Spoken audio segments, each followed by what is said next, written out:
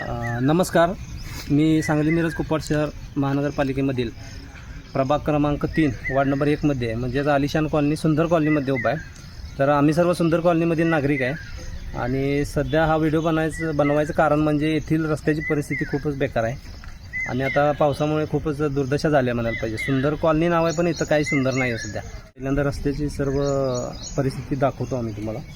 आणि ही रस्त्याची परिस्थिती आहे सध्या, चिखल झालेला आहे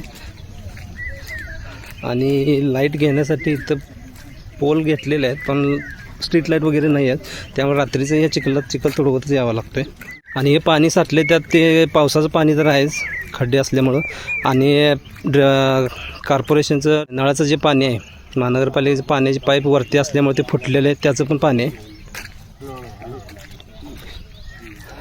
हे सगळं नागरिक आज जमा झाले तिथं। या सर्वांची एकच मागणी आहे, महिलांची वगैरे, की हा रस्ता चांगला झाला पाहिजे। आणि हे जे समोर घर दिसत आहे आपल्याला, यांचे मारुती मादर म्हणून यांचं नाव आहे।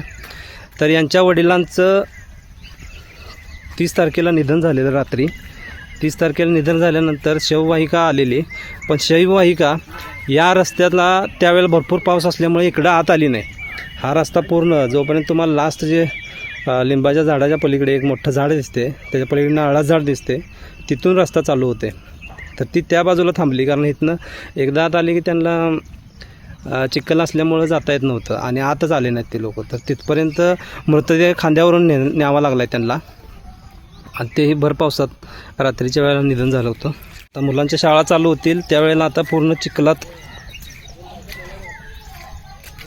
ये जा करावी लागणार आहे सगळी। इथं पण 2 ठिकाणी आपले नगरपालिकेची पाईपलाईन जे पाण्याचे ते फुटलेले।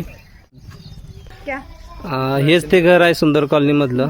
आता 30 तारखेला यांच्या वडिलांचं निधन झालेलं, मारुती मादर यांच्या, आणि रात्रीच्या वेळेला ते मृतदेह वगैरे खांद्यावरूनच त्या रस्त्यापर्यंत तिकडं न्यावा लागलेला आहे, कारण ॲम्ब्युलन्स आतमध्ये, शववाहिका आतमध्ये आलेलीच नाही आणि त्यावेळेला पाऊसच चालू होता। तर ते असं हेळसांड होते सगळी। आमची विनंती आहे की लवकरच्या लवकर आमचं हे रस्ता बनवून द्यायला पाहिजे। एक तर जायला येईना, पेशंट घेऊन यायला येईना, आणि हे रस्ता लवकरच्या लवकर मंजूर करून आम्हाला काय आहे ते तुम्ही आयुक्त सरांना सांगून आमचं हे व्यवस्थित रस्ता बनवून द्यावं, आमचं सहकार्य करावं तुम्ही, एवढी आमची नम्र विनंती आहे।